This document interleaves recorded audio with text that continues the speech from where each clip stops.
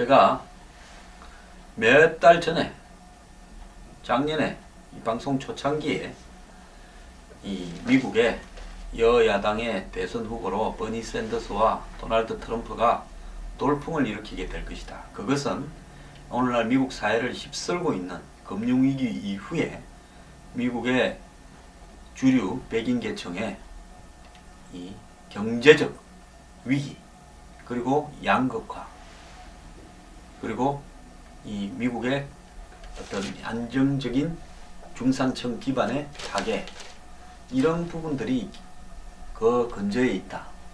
그래서 그 중에서 좀 진보적인 사람들은 샌더스를 지지할 거고, 그 중에서 좀 더 보수적인 사람은 트럼프를 지지할 것이다. 이 두 사람은 각기 미국의 주류 사회의 진보 보수층으로부터 지지를 받을 만한 이유를 오늘날 미국의 사회 경제적인 현상 속에서 충분히 가지고 있다. 이런 이야기를 했습니다. 그런데도 불구하고 한국의 언론은 미국에서 주류 언론이 전하는 것만 받아서 이 두 사람을 폄하해왔고, 미국의 주류 언론 역시 워싱턴이나 뉴욕의 상류 기득권 집단과 전부 연결되어 있기 때문에 이 두 사람을 사회주의자 내지는 돈 많은 졸부로 묘사해왔습니다. 막말하는. 근데 실제 현재 그렇게 되어가고 있지 않다라는 겁니다. 자, 이렇게 이 미국의 주류 언론들이 스스로 반성문까지 쓰면서 우리가 버니 샌더스 현상이나 트럼프 현상은 제대로 보고 있지 못하다, 이런 어떤 이 상황인데요. 여기에 블룸버그 전 뉴욕 시장 3선을 했죠.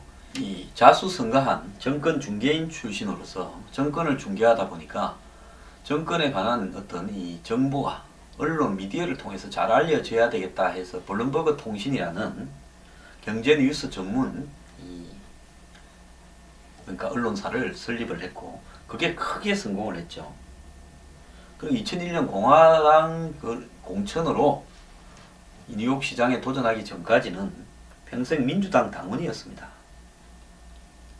근데 그가 이 공화당 뉴욕 시장으로 같은 당 소속 이 부시 대통령하고 계속 맞서왔어요.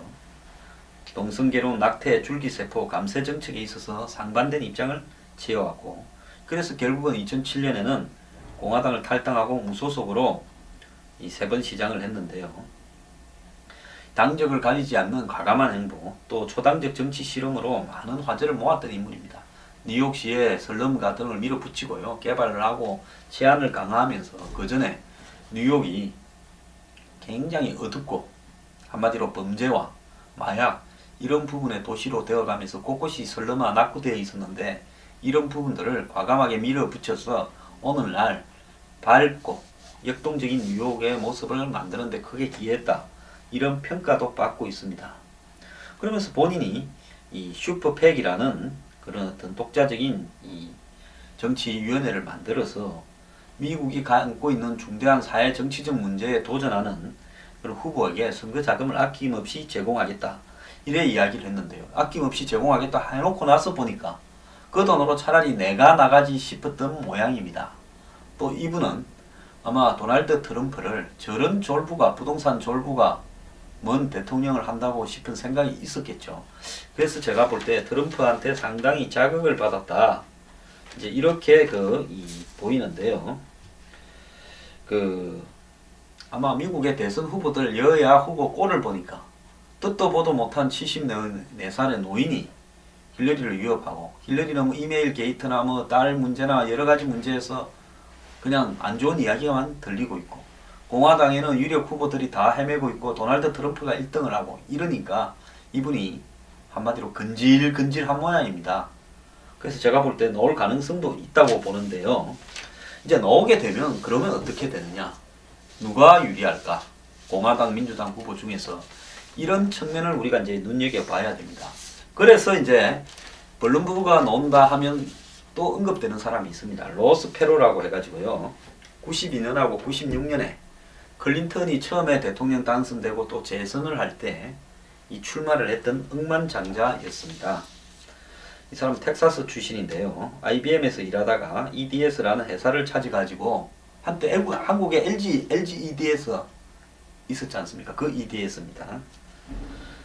그 뒤에 이제 팔고 퇴사한 다음에 이 대선 출마를 레리 킹 라이브라는 TV 쇼 프로그램에서 선언을 했어요.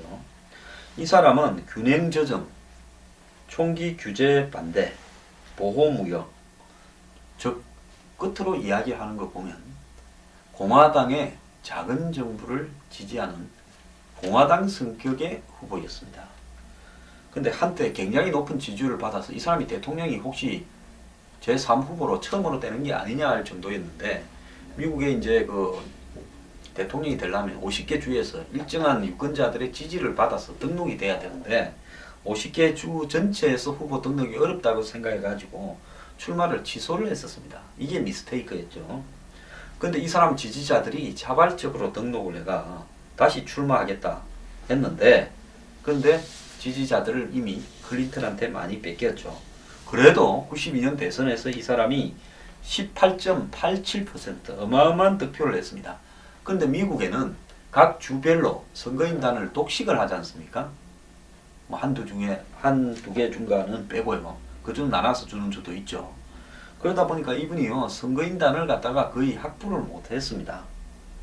그래서 이제 한번 떨어지고 두 번째 95년에 개혁당을 만들어가지고 96년 대선에 또다시 도전을 했어요.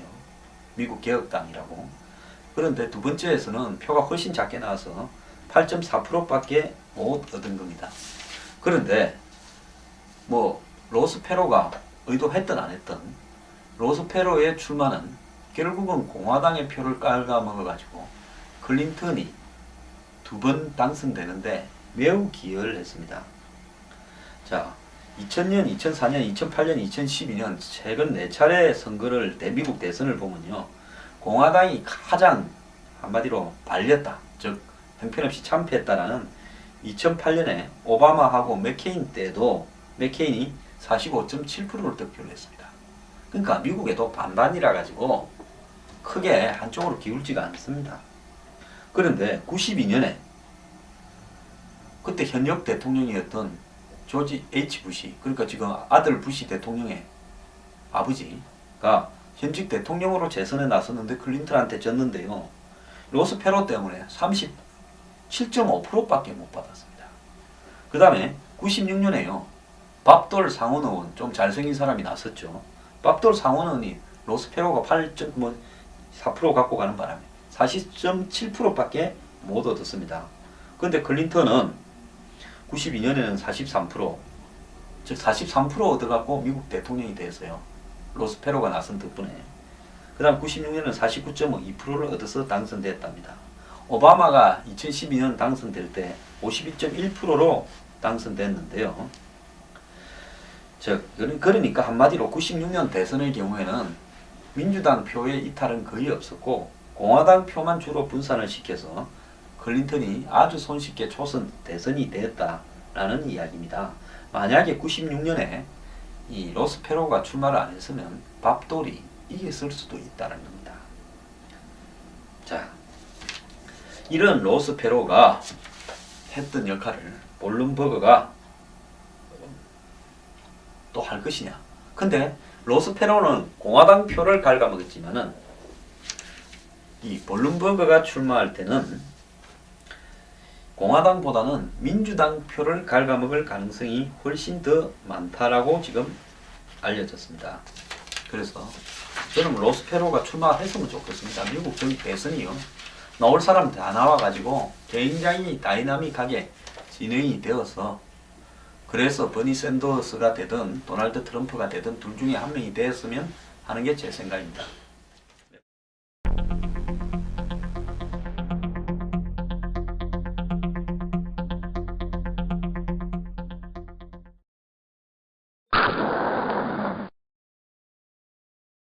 미군의 IS 전략이 바뀌고 있다는 겁니다. 지금까지 미국은 이라크군을 훈련시켜가지고 자기들은 군사훈련이나 하고 고문이나 하고 공중공습이나 하고 이라크 정부군이 이 IS와 싸우도록 이렇게 했는데요. 작년에 모술을 뺏기고 또 작년에 또 이 서부의 요충지 라마디도 뺏겼습니다. 그래서 이라크 정부군 훈련시켜 가지고 뭐 하는 거는 좀 어렵다. 최근에 뭐 라마디 탈환을 했지만 그것으로 불충분하다 이겁니다. 그래서 미국이 민주당 정권 재창출을 하려면 이런 모습을 보여갖고는 안 되겠다. 대선이 임박했는데 해서 오바마가 올해 들어서 이 자기 안보에 있어서 성과가 좀 있었다. IS 격퇴를 시켰다. 하는 걸 남기고 싶어하는 쪽으로 바뀐 모양입니다. 이 양반 뭐 생각 제대로 했네요. 이대로 물러나가면 나중에 자기는 업적이 남을 거라고 생각하지만은 죽도 밥도 아닌 무기력한 대통령이었다 평가될 가능성이 높았습니다. 그래서 직접 미 지상군을 정강 배치해서 모술과 그 다음에 시리아에 있는 IS의 수도 라카를 동시에 공격해서 한마디로 숨통을 쪼아서 끝내야 되겠다. 이런 쪽으로 지금 바뀌고 있는 것 같습니다. 그래서 이라크에는 미 육군과 해군 3,500명이 지금 있는데요. 여기에 이 지상군을 또 이 전파하려고 한답니다. 그래서 미국의 이라크 전략이 한마디로 이 오바마 임기 내에 IS에 대한 완전 퇴출 쪽으로 바뀐 것 같습니다. 미국이 아마 이 IS와의 전쟁에서 굉장히 세게 좀 나올 것 같아 하는 것이 제 생각입니다.